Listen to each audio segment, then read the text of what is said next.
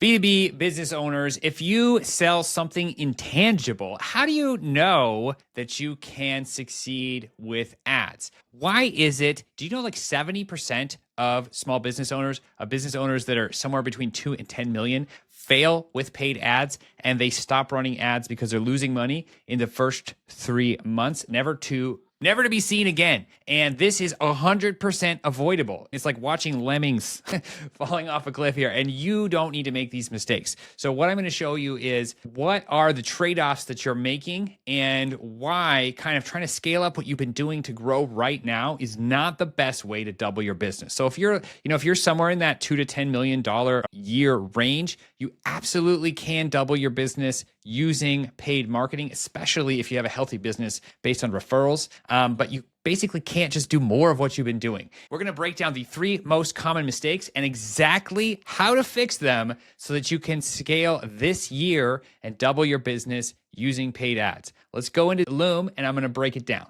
What is the most common mistakes and basically how does it work? How do you succeed with paid ads? And it's not by doing more of what you've been doing. So if you've gotten somewhere between 2 and 10 million with referrals and sales, basically what you can sell and who you can sell to are different than if you want to scale by selling to strangers. So typically what folks do when they get started, let's look at the entire market. So this triangle, what we want to do is look at kind of what are our options and what have we been doing. So everyone knows there's different ways to slice up the market. And when you get started with relationship-based sales, very often you're trying to maximize the total revenue per customer. It's so hard to acquire a customer with relationships. It takes so long. A lot of you who are doing 150K deals or like 50K deals to $1 million deals, those are not closed in a week. You know what I mean? Those take some time. And you're really trying to make sure that each time you have a sale, it's worth writing home about. So you could kind of split up the market into these different categories. And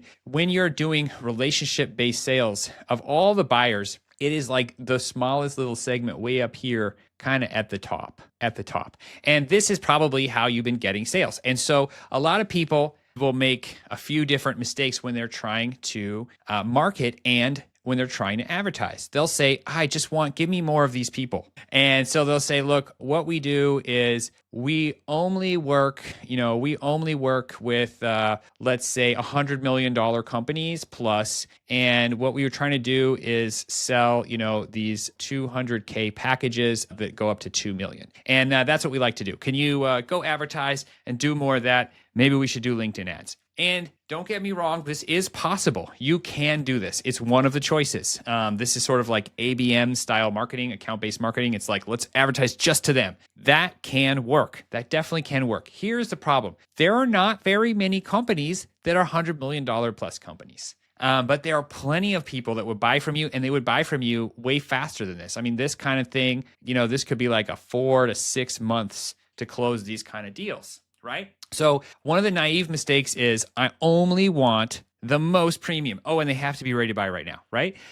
There just aren't that many. So that means you have to advertise them. You have to advertise for a really long time, spend a lot of money to finally, like when it's sort of like video games. I'm thinking like, a new one spawns in here, there's a new little green dot. Somebody's ready to buy today in this target. Ooh, and you've been hitting them with ads for 6 months and hopefully you can get a call with them. That is an expensive game. It's not the fastest, most efficient way to scale. So what can you do? What can you do instead? What you can do is find another big segment of buyers that are ready to buy, that have a shorter sales cycle. Again, there's nothing wrong with this. If it's working, keep doing it. It's just hard to scale because it's so small. And a lot of founders don't factor in their own time. But if you're running like a $5 million business, your time per hour is super crazy expensive. So if you actually look, the cost to acquire a customer on these is very high. These are very high. This is going to be like 20K CAC or more, even without ads. If you look into like salesperson time,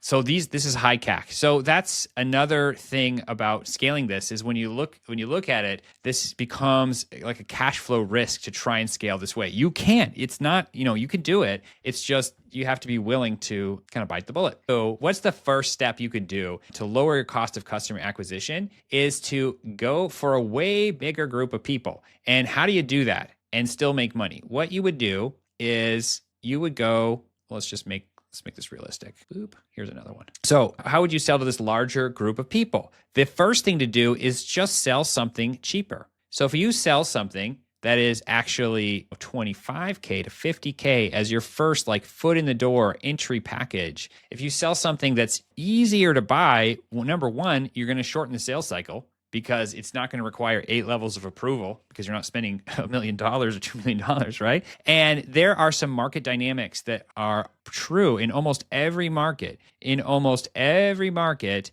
what we find is that 10% of buyers spend 10x. So if you're selling 25K deals or 50K deals, let's say 50K deals, that means every 10 sales, you should expect an upsell of 500K. And that is what happens. There's a fractal nature to the market. So that makes this a lot cheaper because it's cheaper to acquire these customers because it's faster. So your sales cycle, your optimization cycles are faster. And then after that, you can upsell about 10% of them to something 10 times more expensive. So you still get what you wanted, but you're kind of having this entry offer, right? And so this is, you guys, this is not new. Nothing here is new that I'm saying. This is like foot in the door, right? This is not a new idea. Foot in the door, entry offer, something that doesn't require massive commitment, obviously will have a shorter sales cycle and you will sell more people because more people are willing to buy this versus that, right? So we've gotten from, I'll say if this one is red, kind of hard to scale, then let's make this one yellow because it's better, but we can do a lot better. The naive thing to do here would be to say, I'm going to advertise my business. I'm going to advertise my business here. Let's say you sell like branding services, or even worse, even harder, brand strategy or execution strategy. So strategies to improve executions of giant companies, right? So that is super intangible. What is that? Staying with this theme, if we start making these really tangible, making them so that more of the market might buy them, but 1 in 10 buyers will be where their money is made. This is how we can go one level better. And I'm going to make this next one like blue. Oh, shoot. I'm going to make this next one blue. We're going to do 4 of these. All right. So the next thing we can do is connect the dots for people. So if you are only selling, let's say you're selling 200K brand strategy packages, you know who's going to buy that? Someone who completely 100% understands the value of a solid brand strategy. That is that's like a subset of people who could ever buy from you. It's like the smallest market ever. So every time that we expand the market, it gets cheaper to address the market. Because as you scale, you probably know this already, but as you scale, what we're trying to do business-wide is maximize, whoops, that maximized it. We want to maximize LTV to CAC. We want this ratio to be huge, right? That's what we want. We want to earn a lot of money in respect to what we spent to acquire the customer, right? So a lot of these business terms seem really like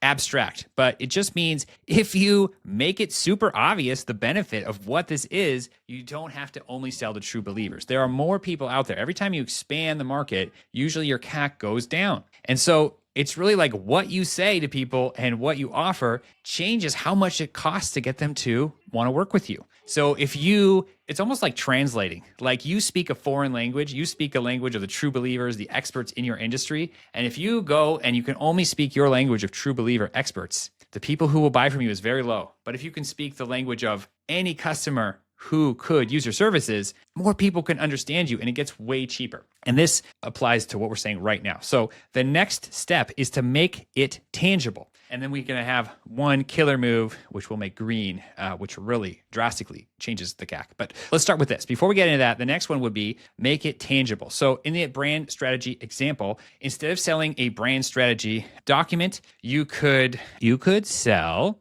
connect it to a tangible outcome that they want. So let's think of a couple impacts of the brand. One impact of the brand is more inbound leads. If you have a great brand, more people are just going to know who you are and want to talk to you. So you could say you're going to help with a brand strategy that gets more inbound leads. That's something businesses want. Unfortunately, kind of when you squint and boil it down, a lot of business to business offers are basically selling each other money. We're either, helping each other generate more money or spend less money to get the same outcomes, right? It's either revenue or savings somehow, right? So you could say, for example, we're going to help you with more inbound leads. You could have something where you're going to have a higher close rate. You can have more people it's going to be easier to sell your services because of the brand. You can look at how the brand might impact your market share. And so you could talk about increasing your market share with the right brand strategy. You could talk about beating specific competitors because of a brand strategy. You could talk about other tangible outcomes. Everyone knows that we're in a trust recession. We've all experienced this. Maybe you don't trust this right now, right? And so everyone deals with this as a business owner right now. So you could talk about how a brand is going to solve the trust recession. What investing in the brand means you're going to beat the other people that no one trusts anymore because you're going to become a known entity. It's going to make everything easier. So what I'm saying is if you have an offer that you're advertising that is what I would say specific, it's just specific. And so specific, we would call it stranger friendly. So stranger friendly. So stranger friendly offer is super specific. It has a specific cost, a specific time frame to get the outcome. Most importantly, a specific outcome. And if you make it low risk, people are going to take you up on this offer. People are. So we're getting better. Each one of these, this is like, you might lose money, but if you're a big company, you can totally do this. This one, you're going to have the same CAC as everybody else doing this kind of thing. At least you have a better chance of selling it in 6 months, in 3 months instead of 6 months. Now we're getting to like, hey, this is probably gonna work. But if you want to print money, if you want to acquire customers quickly, if you actually want to double in 1 year, we can go one level stronger. And honestly, this is really basic and it's so powerful. All of our clients where we have just outsized returns on our ad spend, it's this. It's absolutely this. So all of these, we have been kind of focused on ourselves, I would say, on these first three, red, yellow, blue, really focused on ourselves. We're like, hey, I don't want to change my business at all. I just want more absolutely perfect customers. I don't want to change anything. Here, it's like, okay, I'm going to sell a foot in the door thing. I'm still focusing on myself, right? My own business. Stranger friendly. Okay, I'm thinking about you, but it's really like still about the offer. It's about the offer. Here is the easiest way to win. What we want to do is we want to find existing massive market demand. So it's out there. Like everything, this can be done well or poorly. But here we go. What we want to find is existing market demand. What the heck am I talking about? So imagine there's a line of people and they want hot dogs. They want hot dogs, right? And you sell hamburgers. That's blue. The whole world's just wanting hot dogs and you sell hamburgers. Some people are going to be like, you know what? A hamburger sounds nice. And they're going to have a hamburger. But if you just sold hot dogs, you'd have a ton of sales because that's what everyone wants in my very silly example. So what does this mean? Forget about everything your business does for a minute, and just look at what are the consumer and business mega trends of our lifetime. And there are desires and pains related to these massive trends. These market trends are bigger than your company are ever going to be. So I could name one. You probably thought of this already, AI, right? AI is a huge one. There's all kinds of pains around AI. I'm not going to go through them all, but somehow your offer, if you relate it to massive existing demand, if you try and sell people the thing they actively want to buy today as a way to get them as a customer, then your life becomes a lot easier. Then your CAC goes way down. And so in the example of a brand strategy, let's talk about how you want to be an AI brand. You want to sell companies like the positioning of that they're an AI brand. And what kind of tangible outcomes would that have? That's going to mean you will have better funding, right? No VC wants to fund anybody right now that isn't AI. It's also going to mean that your customers are going to they're also looking for the benefits of AI in their life. And if they associate it with your brand, right? So there's lots of things you could do here. It's more than just slapping the word AI on everything. It's actually thinking it through and saying like, what exactly can we do that's related to this thing that they already want, that's really truly related to our offer somehow as well? But when you market these things, when you're trying to sell people the stuff they're trying to buy today, of course that works better. And the little circle here, the little circle here is the biggest circle.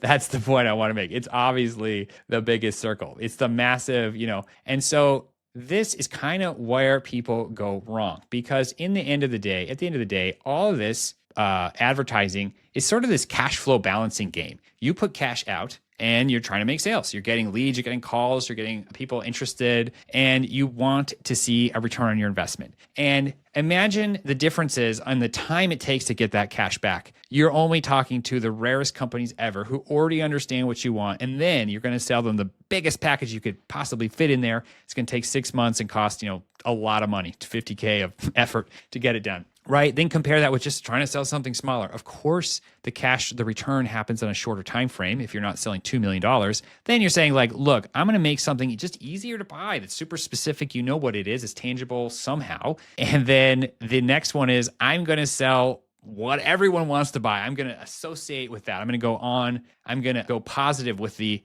current massive trends and ride those trends. That's the way you can get very, very good returns on your ads. And it all connects to what you're selling. So you can see that if you want to make no changes, you'll get average results. And you guys, 70% of marketers fail. Businesses fail in advertising their first go around. And so I would not recommend just trying to do the exact same thing. Okay, one last point I want to make is the existing market demand, it can actually be as simple as an angle. What does that mean? It means that if you speak to a pain or a desire here, you don't even have to have the offer. If your angle is strong enough and it speaks to people, I'm like, yeah, that can beat out the whole offer. Just talking about a pain in the right way, very simply, can book B2B calls with $50 million, $100 million companies and smaller. Okay, so there you go. This is how you win with ads. So if you want to double this year and you want to beat the odds and you're willing to sell people what they already wanted to buy as a foot in the door to get your higher end offer, I'd love to help you scale this year. We help companies double. If you're in that $2 to $10 million a year range, we can help you. So click the link below, fill out the form, and apply to scale with us this year. Cheers.